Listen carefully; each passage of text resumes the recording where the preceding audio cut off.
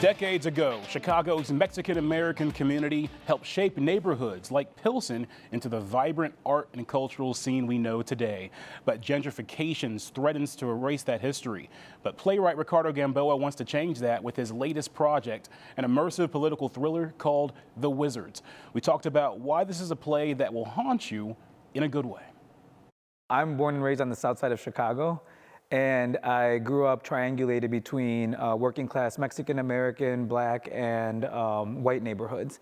And so I felt like being in those spaces, right, like I had to kind of always like observe people and kind of like learn the theater that happens in like everyday life, right? And then also being queer. One of the things that really being a young kid and it not always being safe to actually be myself, one of the ways that I was always able to be myself, to have a little like swish in my step or to like scream with a higher pitch, was by being able to play, being able to pretend. Yeah. So I'd like run around the house pretending to be Eartha Kitt's Catwoman or Nancy from Nightmare on Elm Street and just be my like best gay child self. Right away, I was always kind of attracted to this idea of making pretend. And so I feel like also theater is a place where we can house, you know, the stories of the people that came before us, of our communities, of our cultures, and get our communities seen and heard, literally, right? They have to stand on a stage and speak, and an audience has to see them. Yeah, and you carrying on that legacy, you've worked with some major productions in Hollywood, you were in LA,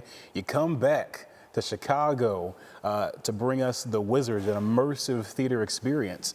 Tell me a little bit about this brainchild of yours. What is The Wizards? It's a site-specific immersive play, and it's a supernatural political thriller. It's a genre-bending play, and it's about a Black and brown genderqueer couple named Sam and Amado that survive a queer bashing, a hate crime in New York in the wake of the Trump presidential election. And so they move back to Amado's home hood of Pilsen. And in their neighborhood there, they find a Ouija board. And the Ouija board puts them in contact with the ghost of 4 high school Mexican-American boys that were part of a Motown cover band called the Wizards.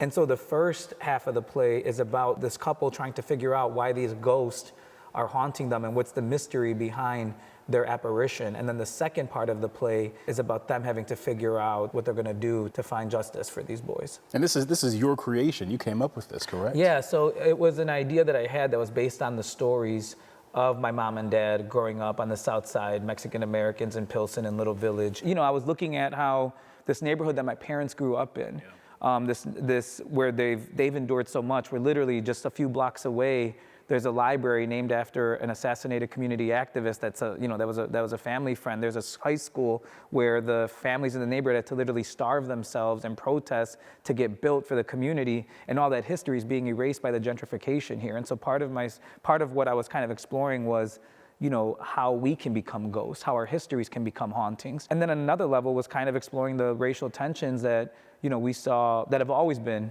but have been able to be repressed or denied until something like the Trump election. What is it like to take something that, yeah, it's history, but it's also still a moving train. It's still actively going on right now.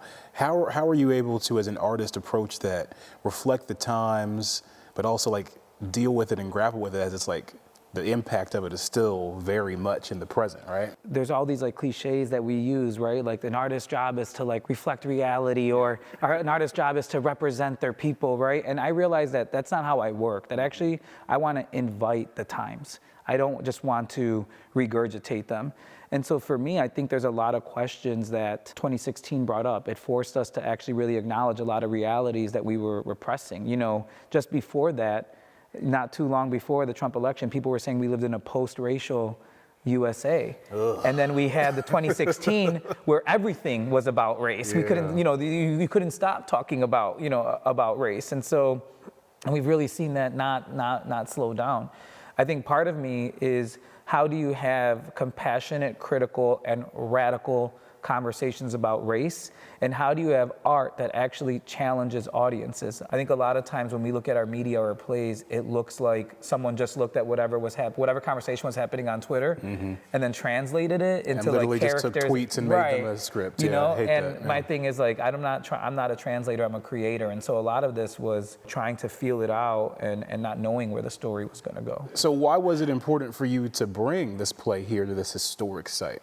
The goal is to like is to like steal as much from power and to come back and bring it back and to kind of try and create projects like this that give people in the neighborhood opportunities and, you know, can bring attention and resources to a space like this theater. This is the Apple Cultural Center that we're at right now, and it's a historic site of Mexican-American arts and activism. In the 1960s, it's where Apple, which is a labor rights organization, took up residence and really held some amazing campaigns to fight discrimination against Latino workers. And then by the 80s, it was just popping off with artists in here and muralists from the neighborhood that were brilliant and has kind of like stuck around, but, you know, is badly in need of resources. But just hoping that, you know, putting on work here can draw attention to a space like this and remind the community and remind the city of gems like this that are here to draw resources. To check out the Wizards at the Apple Cultural Center in Pilsen, nab tickets at thewizardsplay.com. I got John Hanson here with me, and let me tell you, man, got a chance to see the play. You heard a lot of stuff there with the plot, right? It's ambitious. It all works. Yeah. It all works really well. Well, I love that we go to the theater for entertainment, but if you can see a show that puts things into context, you see things through other people's eyes, and you can take away something too when you go on home, that's an extra bonus. And I love that it's bringing attention to a thing that needs more attention, more resources. Very awesome. Right.